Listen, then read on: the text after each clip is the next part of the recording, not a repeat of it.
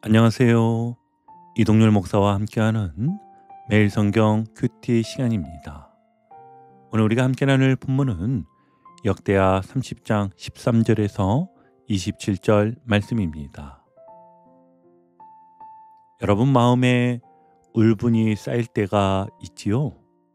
어디에도 기대지 못하고 세상이 무겁게 느껴질 때가 있습니다. 히스기야 시대의 예루살렘이 바로 그랬습니다. 아하스 왕의 통치로 나라가 무너지고 성전은 닫히고 백성들의 마음은 하나님께 멀어졌었지요. 그런데 놀라운 일이 일어납니다. 히스기야가 왕이 된 뒤 닫힌 성전의 문을 열고 꺼진 등불을 다시 밝힙니다. 그리고 백성들을 초대합니다. 하나님께로 돌아가자. 유월절을 지키자. 그 초대에 응답한 사람들이 예루살렘으로 모입니다. 오늘 본문은요, 그 은혜의 초대가 실제로 열매 맺은 장면입니다. 눈물과 기쁨이 함께 터지는 대부흥의 기록이지요. 자, 그럼 우리 이제 본문에 어떤 일이 있었는가를 자세히 보기 위해 다른 때와 동일하게 세 단락으로 나누어 하나하나 살펴보겠습니다. 첫 단락의 시작인 13절을 함께 보시면 둘째 달에 백성이 무교절을 지키려 하여 예루살렘에 많이 모이니 매우 큰 모임이라. 아멘. 마침내 많은 백성이 하나님의 초대에 응답했습니다. 북이스라엘에서 온 사람들부터 남유다 백성들까지 오랫동안 분열되어 있던 이스라엘이 한자리에 모인 것이지요. 그리고 그들의 첫 행동은 제단을 깨끗이 하는 것이었습니다. 14절은 이렇게 말합니다. 무리가 일어나 예루살렘의 제단과 향단들을 모두 제거하여 기드론 시내에 던지고. 아멘. 그들은 하나님 아님 모든 우상의 흔적을 깨끗하게 정리하였습니다. 이건 단순한 청소가 아니라 마음의 회개 운동이었지요. 히스기야의 개혁은 말뿐만이 아니라 이렇게 순종으로 이어집니다. 그리고 15절 함께 보시면 둘째 달 14째 날에 유월절 양을 잡으니 제사장과 레위 사람이 부끄러워하여 성결하게 하고 번제물을 가지고 여호와의 전에 이르러. 아멘. 백성들이 먼저 움직이자 오히려 제사장들이 부끄러워졌습니다. 그들의 열정과 순수함 앞에 지도자들의 신앙이 도전받은 겁니다. 이 장면은요, 우리에게 이렇게 말하고 있지요. 참된 부흥은 윗사람의 명령이 아니라 백성의 마음에서 시작된다. 그래서 성결은요, 부흥의 시작점인 것입니다. 오늘 우리에게도 같은 부름이 있습니다. 기드론 시내에 던진다는 말처럼 우리 안의 우상들을 버려야 합니다. 신앙의 중심을 빼앗는 작은 타협, 습관적 죄를 먼저 던져버리십시오. 가정 속에서 예배를 방해하는 분노, 비교, 원망의 재단을 치워내시길 바랍니다. 그리고 성결을 결심하십시오. 하나님이 쓰시는 사람은요, 깨끗한 사람입니다. 우리 기억해 보길 바랍니다. 성결은요, 완벽함이 아니라 다시 하나님께 방향을 맞추는 결단입니다. 다시 한번요. 성결은요, 완벽함이 아니라 하나님께 방향을 맞추는 결단인 것입니다. 우리 모두 주님께 방향을 맞추는 성결한 주의 백성이 되기를 소망합니다. 자, 이제 두 번째 단락인데요. 예루살렘의 예배가 무르익을 무렵 한 가지 문제가 발생합니다. 북이스라엘에서 내려온 여러 지파, 에브라임, 므낫세, 이사갈, 스불론의 많은 무리가 정결 예식을 제대로 거치지 못한 채 유월절 양을 먹은 것입니다. 성경은 이에 대해서 이렇게 말하고 있지요. 18절 상반절입니다. 에브라임과 므낫세와 이사갈과 스불론의 많은 무리는 자기들을 깨끗하게 하지 아니하고 유월절 양을 먹어 기록한 규례를 어긴지라.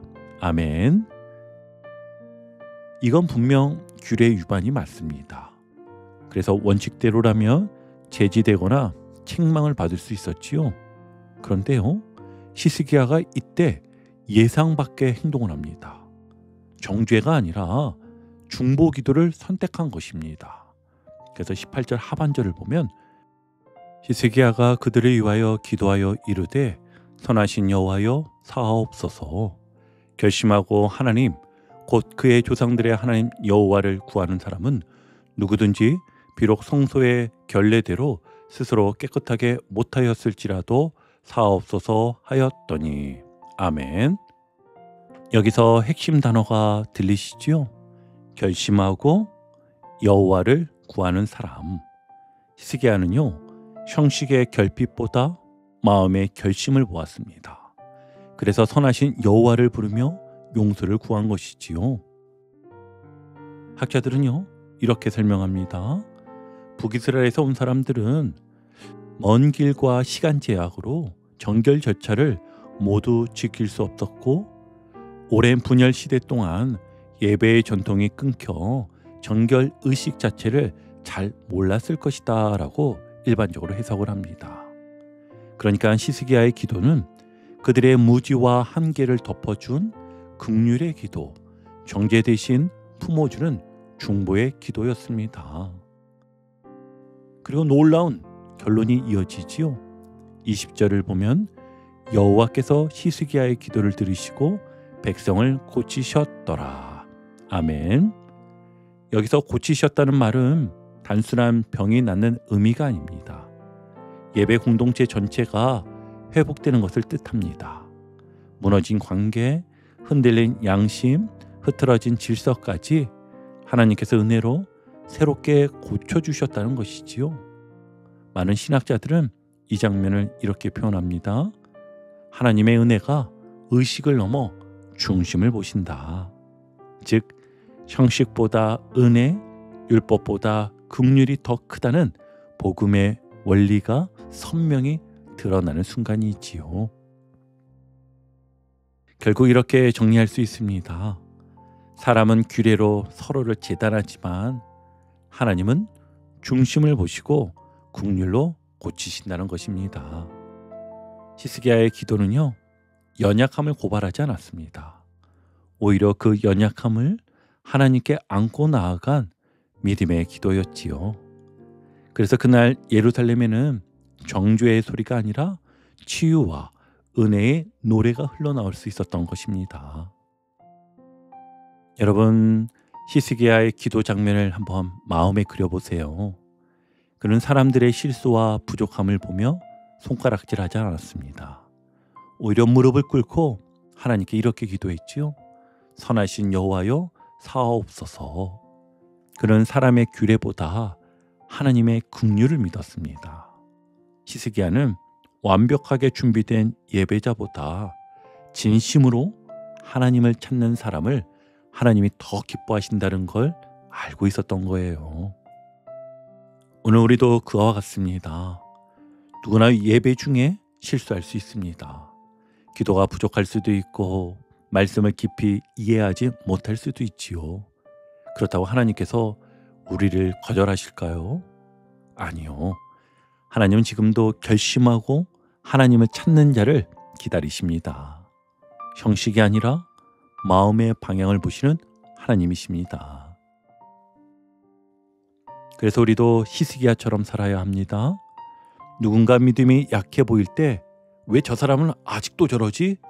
이렇게 정죄하기보다 하나님, 저 사람의 중심을 보시고 은혜를 베풀어 주세요. 이렇게 대신 기도하는 사람이 되시길 바랍니다. 이게 바로 긍휼의 신앙입니다. 세상은 평가하지만 하나님은 회복시키십니다. 그분은 오늘도 누군가의 기도를 들으시고 고치십니다. 그러니 이렇게 고백하기 바랍니다. 주님, 제가 오늘도 다른 사람을 정죄하지 않고 그들을 위해 중보하며 긍휼을 흘려보내는 사람이 되게 하소서. 그리고 저의 부족함도 은혜로 덮어주소서.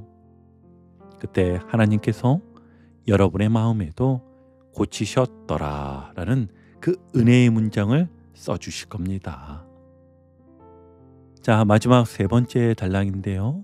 이제 부흥의 절정이 찾아옵니다. 21절을 보시면 예루살렘에 모인 이스라엘 자손이 크게 즐거워하며 7일 동안 무교절을 지켰고 아멘. 그들은 날마다 찬양했고 악기를 울리며 하나님을 높였습니다. 히스기야는 제사장들과 레위인들을 위로하며 감사하라, 하나님이 우리와 함께 하신다라고 외쳤지요. 그런데 놀라운 건 이 절기가요 7일로 끝나지 않았다는 거예요. 23절을 보면 온 회중이 다시 7일을 지키기로 결의하고 이에 또 7일을 즐겁게 지켰더라. 아멘. 그들은 자원하여 기쁨의 예배를 2배로 연장했습니다. 예배가 의무가 아니라 기쁨이 된 것이지요. 26절에서는 이렇게 마무리합니다. 예루살렘에 큰 기쁨이 있었으니 이스라엘 왕 다윗의 아들 솔로몬 때로부터 이러한 기쁨이 예루살렘에 없었더라. 아멘. 하나님의 임재가 회복되자 도시 전체가 기쁨의 노래로 진동했습니다. 우리 신앙의 목적은요, 의무감 있는 예배가 아니라 기쁨이 넘치는 예배입니다. 그러기에 우리 예배를 해야 하는 일이 아니라 기뻐할 일로 여기십시오. 찬양할 때, 말씀을 들을 때 하나님께 마음을 활짝 여시기 바랍니다. 가정과 일터에서도 감사합니다, 기쁩니다 라는 고백을 회복하십시오. 감사는요, 감정이 아니라 결단입니다. 다시 한번요. 감사는요, 감정이 아니라 결단입니다. 감사를 선택할 때 하나님은 그 마음을 큰 기쁨으로 채워주십니다. 오늘 본문은 우리에게 이렇게 말합니다. 닫힌 성전이 열리고 회개의 눈물이 찬양의 웃음으로 바뀌었을 때 하나님은 예루살렘을 기쁨의 도시로 바꾸셨다. 그래서 순서는 성결의 회복 이후에 은혜의 회복이 그리고 기쁨의 회복이 주어졌습니다. 바라기는요, 히스기야 시대의 예루살렘처럼 오늘 우리의 가정과 교회에도 그런 기쁨이 다시 넘쳐나길 주의 이름으로 축복합니다. 오늘도 복음의 기쁨과 확신으로 승리하는 하루 되시길 축복합니다. 함께 해주셔서 감사합니다. 내일 큐티 시간에 다시 뵙겠습니다.